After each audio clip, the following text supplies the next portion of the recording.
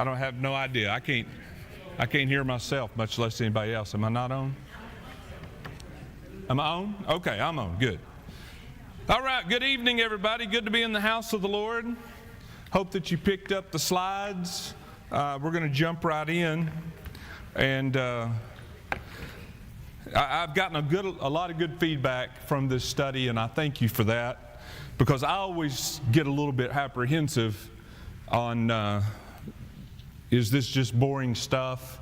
Is just facts and figures? You know, it's almost like being in school. So I'm a little concerned about that sometimes. So I'll listen to you, and if you have feedback for me, let me know. We're going to jump right in. Tonight, we're going to be looking at, we're going to run out of biblical material tonight. And so we're going to end up, we'll see how far we get. It's pretty full. I got on a roll, and I just didn't quit. So a lot of history tonight, a lot of history. So the last time that we studied, if you remember, we were in between the Old and New Testament. So we have Persia ruling Israel into the Old Testament. Then you have the whole Greek history, the Greek-Persian wars. The Greeks dominate, control Israel. They defeated the Persians. Then there was the whole, about 100 years of the Hasmonean dynasty, and that's when Israel once again had some independence for about 100 years. Then the Romans came, 63 BC, and they conquered, and hence opened up the New Testament. So when we open the New Testament, the Romans, so the Roman soldiers at the cross, all of the stuff that we know about the Romans. At the early opening of the New Testament, there is this whole Herodian dynasty. So I'm going to read a couple of verses of Scripture to you in the Gospel of Luke, and it's all about, more than anything else, I just want you to see some names, just to see some names of rulers. So in Luke chapter 2, verse 1, it's not Christmas time, I know, but this is the Christmas narrative. And so it came to pass in those days that a decree went out from Caesar Augustus. So Roman rule, right? That all the world should be registered. Now just turn a chapter to chapter 3, verse 1. And it says, now in the 15th year of the reign of Tiberius Caesar. So we've moved a few years ahead. I can't keep up with how the emperors worked. You can look that up. But Tiberius Caesar is ruling at the beginning of the ministry of John the Baptist. And it mentions Pontius Pilate, who had a governorship of Judea. And then Herod, we're going to talk just a little bit about the Herod dynasty, was a tetrarch of Galilee north. And then his brother Philip was the tetrarch of whatever that name is, and that's north but more to the east.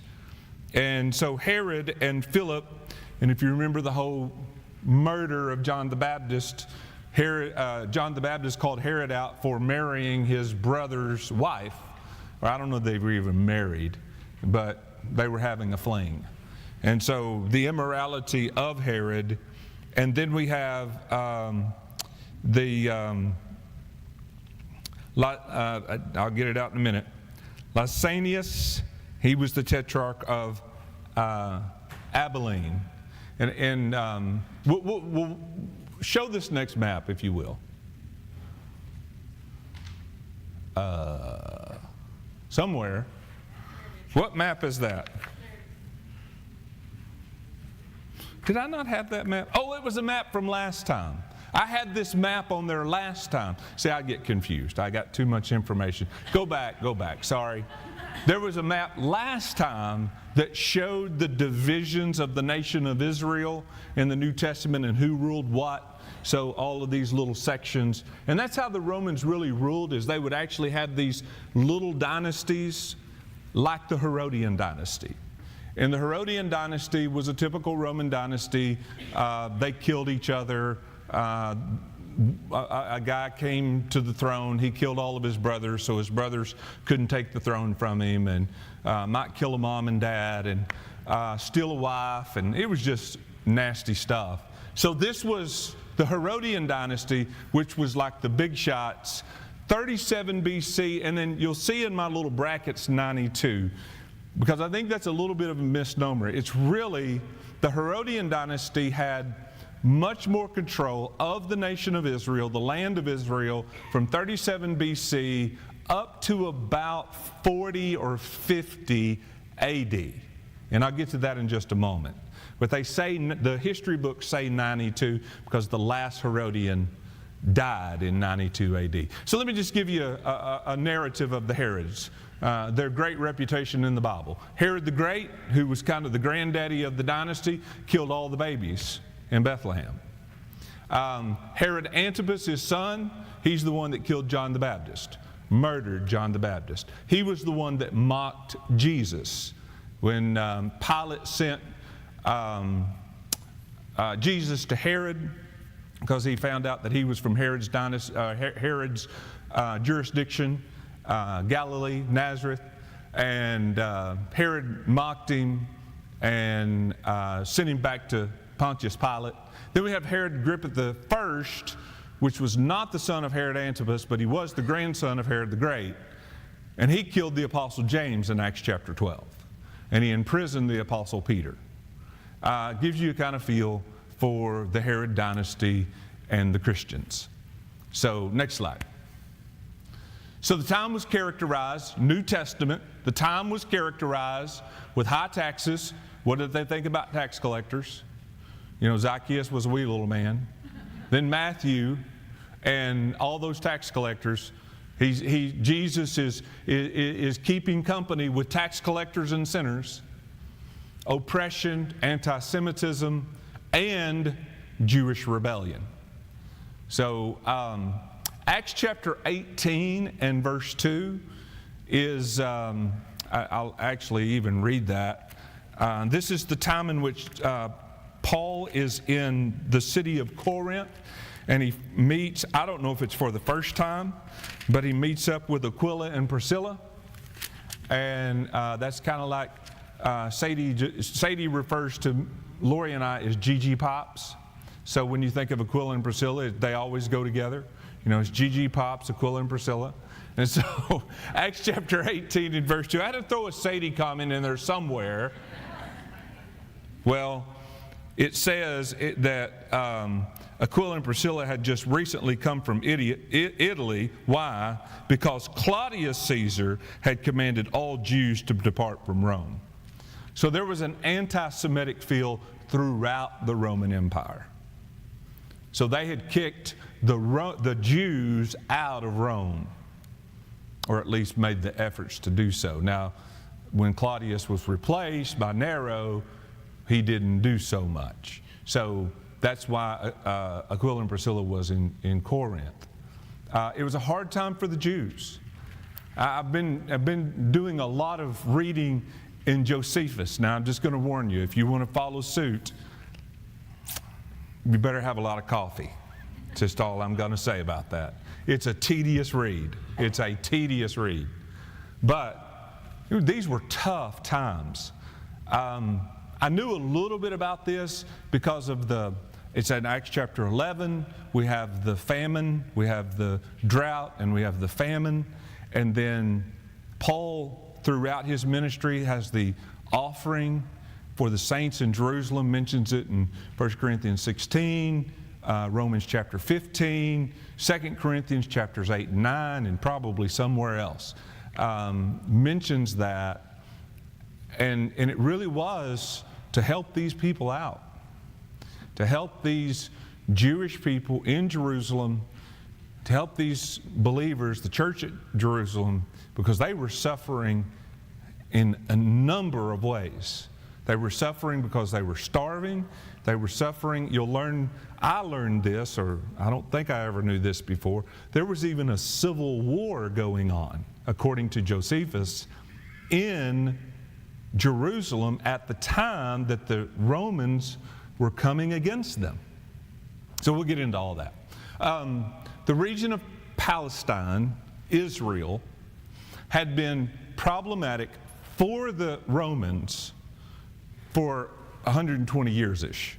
From 63 BC, from the time that they conquered it, up through 60 AD, and then in approximately 50 AD, and this is when I say I think the Herod dynasty, it was still ruling, they were still ruling, but they didn't have near the control that they did have. Because the Romans took direct control of this region to put down the problems. One thing I do know from reading history, Pontius Pilate, shortly after the crucifixion, was called back to Rome, and he just disappeared. We don't know where he went. So you can imagine where he might have went.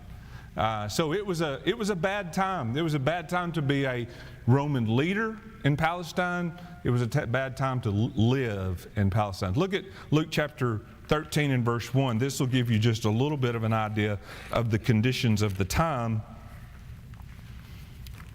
Luke chapter 13 and verse 1. When Jesus was actually ministering in and around Galilee, and Luke makes this comment. He says, "There were present at that season some who told him about the Galileans whose blood Pilate had mingled with their sacrifices." How do you mingle blood with sacrifices? Well, what I read is that Pilate sent in Roman soldiers. Where do you make sacrifices? To the temple. Gentiles are not supposed to enter the temple, right? Entered the temple and killed people at the altar while they were sacrificing. And the reasoning for doing that was just previously, I don't know how previously, but previously there were some Jewish zealots who had killed some Roman soldiers. So this was the condition, sounds like the way things are going on in Israel right now, huh? Well, that's the conditions of this time. Next slide. 66 to 135 AD, the Jewish-Roman wars. Back and forth. The Jews, there was one little moment where they kind of won, but we really can't call it a win. But it was really just a time, I'm just going to be quite blunt, of Jew killing. That's what the Jewish-Roman wars were about, is Jew killing. Just walk through here. The Great Revolt, which is the New Testament time. So 66 AD, what's going on during 66 AD? Most believe that Paul was in prison, as in Roman imprisonment, first imprisonment, somewhere in the neighborhood of around 62 to 64 AD, or some say 63 to 65, somewhere in that neighborhood, early 60s. So just prior to that. And then Paul was released somewhere around 65, and he actually had a period of time where he had we might call it a fourth missionary journey, and then he was imprisoned again, at which time he wrote 2 Timothy 66, 67. Depends on how you do all that. So Paul died somewhere around 66, 67 AD when he was killed by the Romans. So this is the time. 73, well, we look at 70 AD was when Jerusalem and the temple was destroyed. So the Romans came strong during this period of time against Jerusalem. And this is what I found out, was that there was infighting or a civil war going on among the Jews. Real quickly, there were really two classes of Jews living in Palestine. You sort of see it in the Bible. Think with me, Pharisees and Sadducees. Did they like one another? No. Just remember when Paul made them argue over the resurrection. So the Sadducees, we don't see them nearly as much in the Bible, but the Sadducees were the larger group and the ruling class. The high priest were the Sadducees, that most of the Sanhedrin were Sadducees, and they were trying to work out a peace deal with Rome. They were trying to work things out with Rome. The Pharisees, and particularly Josephus mentions the Zealots. You remember Simon the Zealot, one of the apostles? Well, he mentions them, and these Jewish zealots began to kill the Sadducees, the rulers.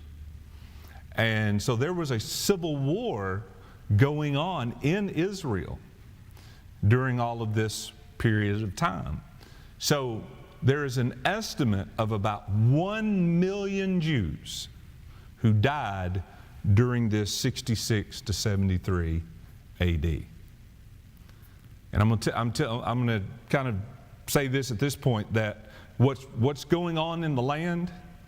Less and less and less and less Jews. Jews are, during the time of Jesus, and a few years before, from the Hashmonean dynasty, they are the majority population. But it won't be long where they won't be. So the Jewish-Roman wars reduced the Jewish people from a major population in Palestine to a dispersed and persecuted minority. By the end of the century, 199, whatever you say, by the end of the century, the Jews are no longer the majority in Palestine. Next slide. So this is some Josephus. And this is a description of the time, and I mean, it's pages and pages and pages and pages and pages. So if you, and you can read Josephus for free, go online, type in Josephus, and it's something like Josephus ORG or NET or ABC, something like that. You read the whole thing for free. Have some coffee available. So the Romans, being now masters of war, they both placed their ensigns, flags, upon the towers. This is the wall of Jerusalem, and made joyful acclamations for the victory they had gained. But they went in number into the lanes, streets of the city, that is Jerusalem, with their swords drawn. They slew those whom they overtook without mercy, and set fire to the houses whither the Jews were fled, and burnt every soul in them, and laid waste a great many of the rest. And when they had come to the houses to plunder them, they found in them entire families of dead men, and the upper rooms full of dead corpses, that is, of such as died by the famine. They then stood in a horror at this sight, and went out without touching anything. But although they had this commiseration or mercy for such as were destroyed in this manner, yet they had not the same for those who were still alive. But they ran every one through. Y'all know what that means? You know what to run them through is? With a sword.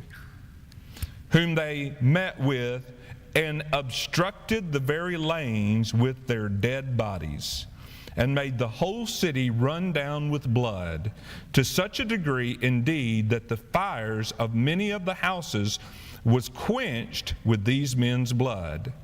And truly so it happened, that though the slayers left off at the evening, yet did the fire greatly prevail in the night. And as all was burning, you would indeed have thought that the temple hill was boiling over from its base, being everywhere one mass of flame. Show the next slide. So Peter took that picture while it was... That's a rendition based upon Josephus' description. It was pretty bad, probably the likes of which we have never seen. And I would say that from 70 AD, Jerusalem has never been the same. There's been some repairs made. but it's never been what it was in the days of Solomon or even in the days of Jesus. Jerusalem was an important city. I know for obvious reasons for us, but I'm just talking from the Roman perspective. One of the reasons that the Romans took over Jerusalem directly, in the sense of they kicked the Herods to the curb and took over directly, was because it was a very important city to the Romans. And so, but it was destroyed and never rose to the same level of importance after that. Next slide. Well, in the New Testament, we also see dispersion. So it's called the diaspora, and that's simply a Greek word that means to disperse. So let's just look at some examples of the scattering of Jewish people. And you say, yeah, but those were Christians. But the Jerusalem church was scattered. And they were, as far as I know, all Jewish. I don't know that there was any non-Jewish member of the Jerusalem church.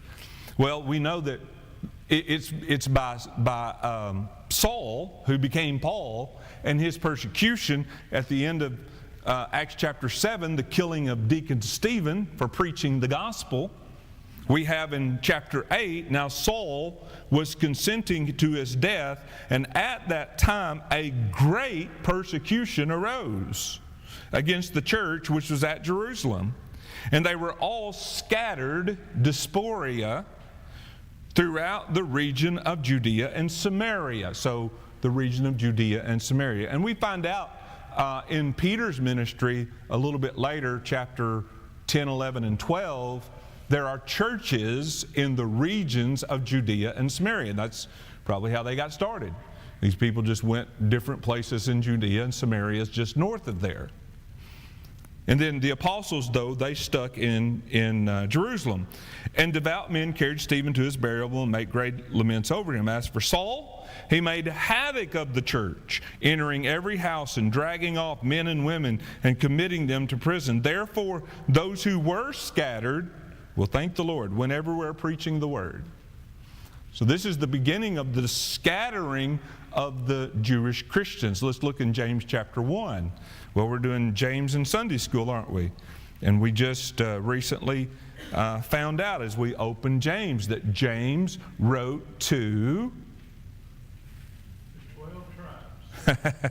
the 12 tribes which are scattered, diaspora, that's the word. If you look underneath it in the Greek language, it's diaspora, scattered abroad. We can flip over a couple of more pages and go to 1 Peter chapter 1. 1 Peter chapter 1, which is right after the book of James. And Peter writes to the pilgrims of the diaspora, dispersion, in these places: Pontus, Galatia, Cappadocia, Asia, and Bithynia. Well, where's that? Now you can show my map. There. So this is, and I want to call out some things. Got to use my little pointer here. My fancy little pointer. I can't ever remember what button to push. All right, so I want to show you some things. So this is a map. Thank you, Peggy, for showing these to me. So this is a map that gives you not only biblical places, but also in these red gives you, and it's in your book, Peggy, because this is where this came from. I don't remember what the map's called. Where did you go? There you go. So these red things are current cities. So this is, right here, what we refer to as Asia Minor. In the Bible, it's referred to as Asia. Here's Ephesus, 7 churches of Asia. You see all their names scattered through here. Here's Israel. They were scattered in Judea. This map doesn't show all of Judea. And Samaria. And they just kept going north. And this is the Asia Minor area today. Today is known as Turkey. Known as Turkey. Now, I want to call your attention to, for later purposes, Russia and Poland. If this map would show the other side of the Black Sea, we have Russia and we have Poland. A lot of Jews ended up there.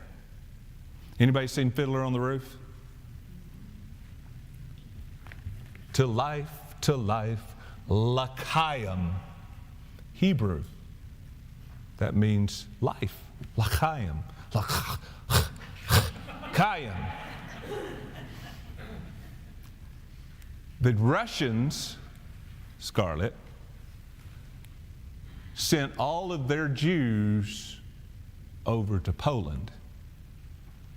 They weren't concentration camps, but they didn't want the Jews mixing in with the pure blood Russians. And they sent them to Poland. Why were the concentration camps in Poland? That's where the Jews lived. You know the old Polak jokes? Anti-Semitic. Yep. So all this kind of goes around, comes around. So they began to scatter. And they just began to fan out. Now, eventually, what we want to come back to is how these that scattered came back. Now, it's about 1850 AD, closer to our time, Jews began to come back. And hence, all the problems that we have today. The underlying girth of all the problems over there in the Promised Land is that the Jews came back, as in the regathering of the nation of Israel. So we'll get to that. But they came from places like Russia, Europe, Poland. They also came from the Arab countries. We'll talk a little bit about that later. Next slide. Okay, so the New Testament ends at 95-ish AD with the completion of the book of Revelation. And in big, bold red letters, I am out of biblical information at this point. And I am out of my comfort zone. So from here forward, I'm reading books. I'm reading all the books I can get my hands on and all the ones that I can digest. I'll share some with you. Some of the books that I'm reading, I want, if you want to dig deeper, some of the books that I read, I purposefully did not read from a Christian point of view, because I know what they think. They think just like I think. But I wanted to get a perspective from a non-Christian Jew or a non-Jewish Jew, if that makes sense, and a non-religious Jew. And I got her perspective, and then I read a Muslim, his perspective, and then I read kind of he's a professor, college professor out in California. I forget which I don't think it's Berkeley, but it's one of the UC Davis, UC something. And he was a little bit, he was a little bit fair, but anyway. Next slide. Okay, so Roman rule, all the way up to 324 AD. So 324 AD. In the midst of that was the Bar Kokhba revolt. So you remember the Roman Wars, 132? Maybe you remember that date. The last revolt of the Jewish Roman War was this one. They gained 3 years of what I would call semi-independence, which means they ruled Jerusalem. That's it. They ruled Jerusalem, but all the while the Romans were just outside the door, kicking at the door. So they but it didn't end well. it didn't end well at all. This is named after a guy named Bar Kokhba, and he was killed, as well as thousands of Jews. And so the Romans at this point regained the promised land, and at this time, very important for our study, they named it for the first time historically Syria Palestina, i.e. Palestine. The first time this land is called that is after this revolt. It's in some Roman historian writing, and they renamed this area. It used to be called Israel. It used to be called Jerusalem. And they wiped away all those Jewish Israel names. And they renamed every city, and they renamed the whole land Syria, Palestina. And it was definitely a slap in the face of the Jewish people, because it's talking about the people of Syria and the people of the Philistines, arch enemies of Israel. And so they tried, as the Romans did, and other empires did, if you can erase them out of the history books, they do not exist. And so that's what they tried to do, is erase the Israel, Jewish people, out of the history books, rename their land Syria, Palestina, or Palestine, and hopefully no one ever talks about the Jews or Israel ever again. But they forgot that God is on their side. Now, conditions in Israel continued to deteriorate, and most of the Jews left the promised land. Most of the Jews leave the promised land. Early 100s, not very many Jews left. Next slide. A shift. We go from west to east. I remember some of this stuff from my college history classes, but I'd forgotten all of it, so I had to reread. So in 324, these are kind of arbitrary dates, but west, Roman Empire, Catholic Church. East, Byzantine Empire, Orthodox Church. The great divide between the East and the West, around 324 all the way up to 638 AD. So the Byzantine Empire, which was Roman Empire East, but when they first divided, they were still together, but they just continued to do this. They continued just to get further and further apart. Because really the eastern side of the Roman Empire was Eastern. People like Arabs and Persians and Jews were that part of the empire. The Western Empire were Europeans, Italians, French, Britons, so on and so forth. And they divided culturally, religiously, and eventually governmentally. We had Rome in the west, and you had Constantinople in the east, which today is named Istanbul, which is the capital of Turkey. And they say it's a fabulous city to visit. Have y'all been there? Okay, so they've been there. They can tell us all about it. Pat says it's no good. Well, Turkey was not a very nice place for me. Ephesus is in Turkey. And going to Turkey was not a pleasure of my trip either. All right, the big thing that happened in the Byzantine Empire for us was that Christianity became the state religion. And you'll notice Christianity is in quotation marks, okay? A form of Christianity-ish.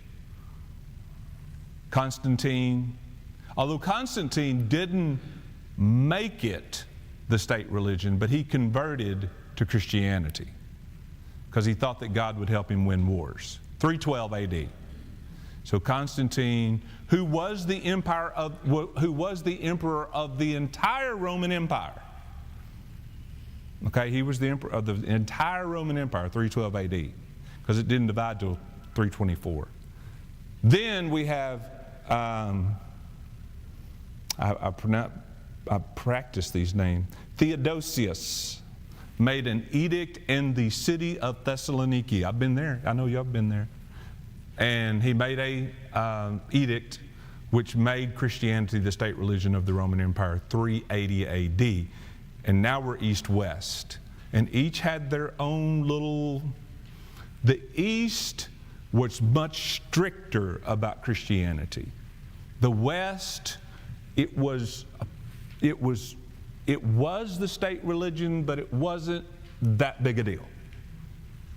Okay, so Catholic Church, Orthodox Church. Now, next slide.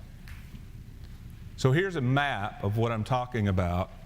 So this is Byzantium, which became Constantinople, named after Constantine. And here's Rome, Italy. This is, get it right, this is Greece. This is Macedonia. Macedonia is more like right here. This is places like Bulgaria and Albania. This is Turkey, big time right here. This is the big time. Ephesus is right over in here. Here's Jerusalem over in here. So east and west. All of Israel, Jerusalem, the big part of the eastern, and we might just say the larger biblical Christianity was a part of this. You don't need to know about all that. I can get off a little bit. Next slide. Another thing that happened during this era of time by Constantine and his mother Helena, they built some churches in Jerusalem. Y'all probably been here. Now, obviously, when they first built them, they didn't look like this exactly. But the Church of the Nativity, I'm pointing to the back one. The Church of the Nativity is in Bethlehem. By the way, Bethlehem, Arab country. Sometimes you get to go here and sometimes you don't. Just depends on the mood of the Arabs. They didn't get to go. Just depends on the mood of the Arabs. Church of the Holy Sepulchre. This is, I think it contains, I've never been there, I'm just doing my reading, but this is where the crucifixion, the tomb, all that stuff, Jerusalem. You see the dates here when they were built. So Constantine, Byzantine Empire, they own Jerusalem and they're doing some improvements. I choose my words carefully. Next slide. Making Christianity mandatory as a state religion was a really bad idea. It was a bad idea for a lot of people, including our forefathers, our Christian forefathers. The so-called Christian killed as many Christians as the pagans did. And so, not such a great idea. I know we're not talking about that part of church history, but the Jews had it really bad. They had it really bad. I found out that actually the Muslims have been kinder to the Jews than the Christians have been, historically speaking. I'll talk more about that. But the Romans used Christianity as an excuse to kill Jews. You say, what? I thought Jews were Christians. Then you didn't think much. Most Jews aren't Christians. There are some Jewish Christians, but most of them aren't. And at this time, there are not that many.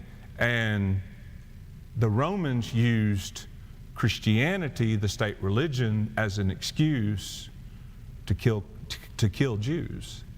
So living in the Byzantine Empire was as bad as any other time that they had lived.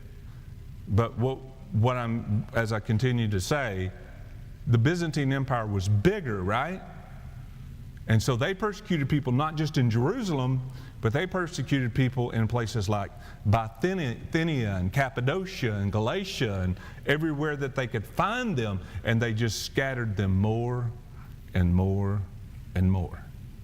They just kept running further and further away where they could find a place to live in peace. Next slide. Then the Muslims. 710. Okay, we're moving along pretty good. 570 AD, Muhammad, as in the founder of Islam, was born. City of Mecca. 610, he received supposedly his first revelation from the angel Gabriel. He started preaching the oneness of God. Sinai Arabian Peninsula. I'm going to show you a map. In a polytheistic culture. So let's go back to some of our study. Who lives in the Sinai Arabian Peninsula? Ishmaelites, people from the descendancy of Ham, some of the descendants of Esau. But there are some Jews, because they had been scattered, and there are some Jews that live in the Arabian Sinai Peninsula. Now, at first, Muhammad was severely persecuted for his preaching one God, and his name is Allah, to a polytheistic people. Even some of his own family tried to kill him in his birthplace, Mecca. So in 622, he moved to Medina, which is another city about 200 miles away. And this is where he got his start. He got his big following. Go ahead, next slide. So here's a map, and Israel, okay, and this shows also the current places. United Arab Emirates, Qatar, all these places, Kuwait. This is Saudi Arabia. So the birthplace of Islam is Saudi Arabia. Mecca, where he was born, Medina, where he really got his start. And so not far from Israel, but really not close either. Next slide. So, in the beginning days of Islam, you see we're getting closer and closer to the Israel-Palestinian conflict, right? I am going somewhere, it's just taking me a bit. So, at first Islam was a peaceful religion, but the more power it got, the more militant it became. And in 629, Muhammad led an army of 10,000 Islamists and conquered Mecca. And then he continued to conquer. And he continued to conquer. Now he died in 632 AD. And by the time he died, which is from 622 to 632, 10 years, he had pretty much, show me the map again, backwards. He had pretty much controlled this whole Sinai Peninsula. This is where Islam got its start and spread. Then it began to spread into Africa. This is the continent of Africa. And it began to spread to the north and to the west. Next slide, 2 more slides. In 638, Muhammad conquered Israel. I said Muhammad, he's dead. Islam, Muslims, conquered Israel, Palestine. And they ruled, look, that's a pretty long time. I don't do math very well. Is that about 450 years? I'm looking at Carol. He helps me out with my math. About 450 years. That's a long time. Now, under Islamic rule, the Jews had it fairly good, better than they'd had it for many, many years. They were second-class people, had some weird rules. If you were not a Muslim, see, Jews or any other non-Muslim, you couldn't ride a camel. That was a rule. I don't know why, but you couldn't ride a camel. Your house could not be taller than any house within sight of your house of any Muslim. So if a Muslim had a house that was 4 foot tall in your sight, yours had to be 3 foot tall. I don't know why, but so they had some inconveniences. But as the book that I was reading said, it's better than having your head cut off. So the Muslims, they kind of, at this time, they kind of looked at people as workers. And a lot of times they would, maybe enslave is the right word, but they didn't enslave them in the sense that, they had no freedoms at all. They did have freedom to worship and to thrive in the land. Here's a kicker. During this period of time, the Muslims gave the Jews, not rulership, that's not the right word, use of, and they could occupy the city of Jerusalem. Okay, now there was no temple, but the majority of the Jews that were left, and it was just a few thousand, lived in and around Jerusalem, not hardly anywhere else. Now here's an important thing to notice. A teaching of Islam is this: if a Muslim, or if the Muslims or Islam ever ruled a land, from that time forward it was always their land. Ask Spain. That's pretty current. If you don't know anything that's going on around Spain, the Muslims are moving in by the droves into Spain with the intent of taking that land back. And I said back. They at once ruled Spain. Now, are you ready for this? And this will be the last thing, I promise. The Quran tells us, now what's the Quran? It's the Muslims' Bible that we don't believe in. It tells us that the land belongs to Israel. Are you ready? Next slide. These are verses of Scripture from the Quran. I can't read that one, so I got to get on my... So they call them surahs. I don't know what that means. It's like John chapter 3 and verse 16. This is Surah chapter 5 and verse 12. If you've ever read the Quran, it doesn't read at all like our Bible. Yes, I know in content, but it doesn't even read. There's no context to it. It's like a rambling list of thoughts. It's like, have you ever read a stream of consciousness kind of, you think it and write it. You think it and write it. That's kind of how it reads. It's really hard to understand. All right. Allah made a covenant. Now, who's Allah? Now, wait. Before you jump on me. Allah is a word in the Aramaic language. Am I saying that right? There's Arabic, Aramaic, the language the Arab people speak. I can't ever remember. Arabic, I think it's Arabic. Arabic, we'll go with that. And it's just a word, and it means God. For example, in the Greek language, theos is God. So if I speak of God in the Greek language, I would say theos. So when they say Allah, they're just simply saying God in their language. Now, their concept of God is not true. But what I'm getting at is when you read this, what they are saying is God made a covenant with the children of Israel. Is that true? It is true. And he explains, you just have to go read this. And you can read the Quran online for free. You can even take lessons in the Quran online for free. I wouldn't advise it.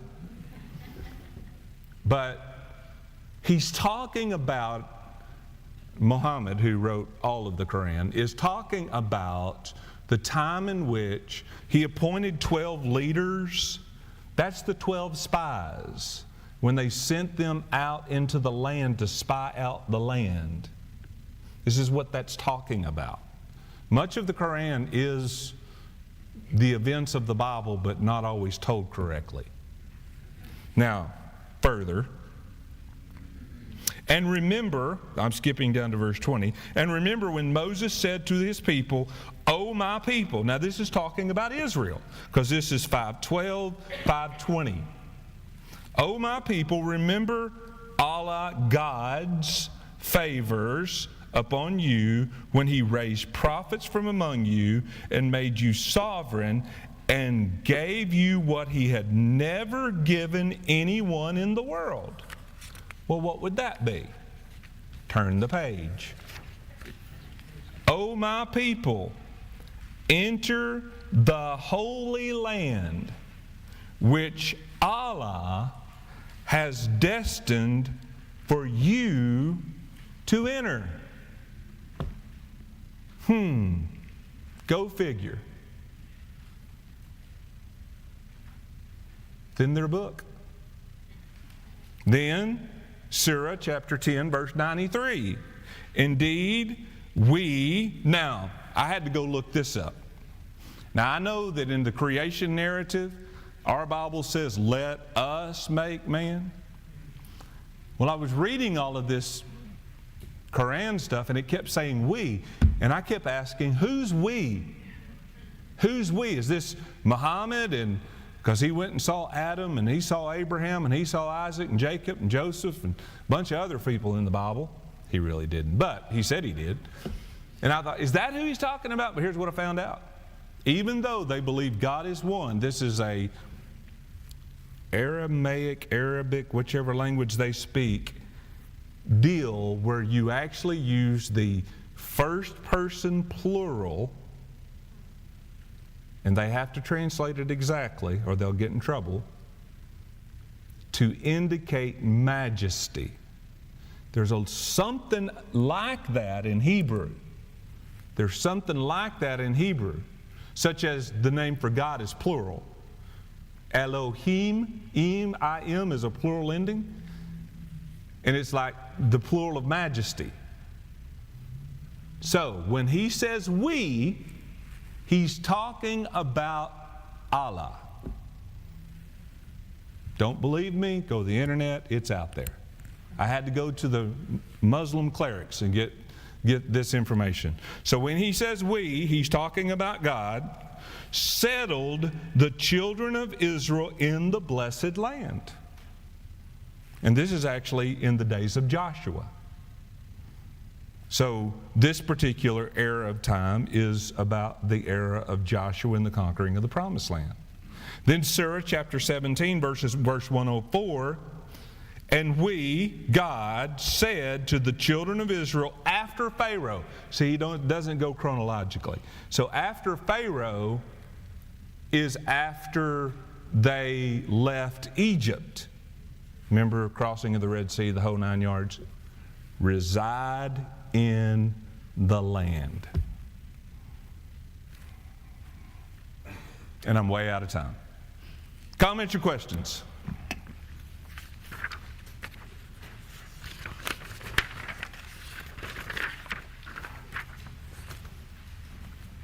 Jim.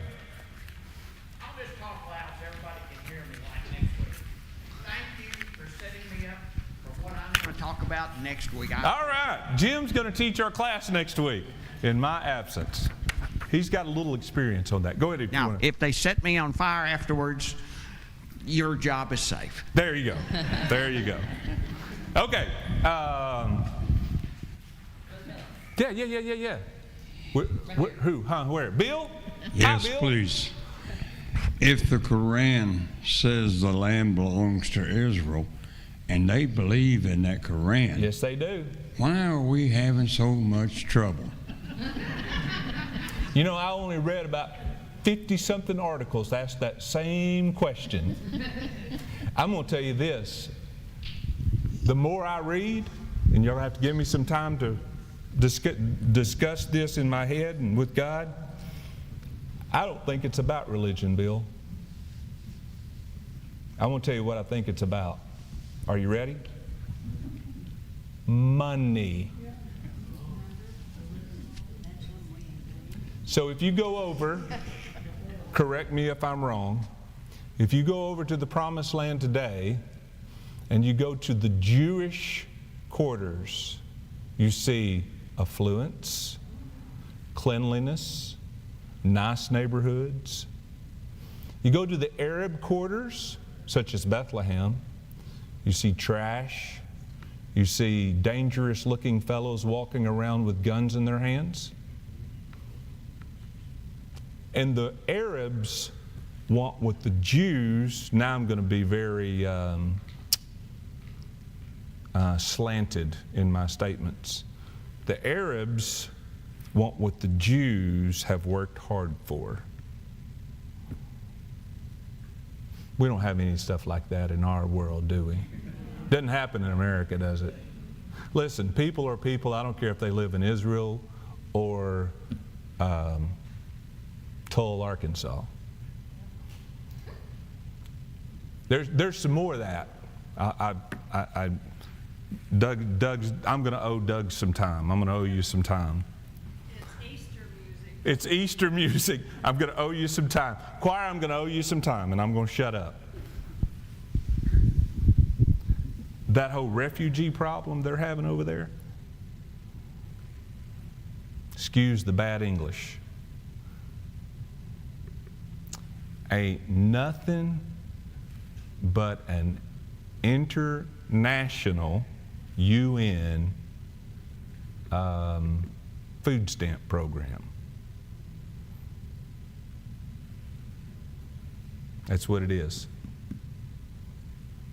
And Israel wants it stopped because, well, all right, I'll shut up. Leave it alone. Leave it alone. Okay. Any other comments? I hate to cut you off, but I'm way over time. All right. Announcements. Our conversational Spanish class will not meet Sunday, but it will meet on the 24th. It won't meet on Easter Sunday, but it will meet on the 24th. Spring break for school next week. Myself, my wife, if she wants to go with me, I'm not sure. We're going to vacation together. We're not really going anywhere. We are going to go up and see Sadie at some point during the week, but we'll be around this weekend. If you need anything, please let me know. Jim's going to teach for me next Wednesday. Brother Zach will be preaching on Sunday. Any other announcements?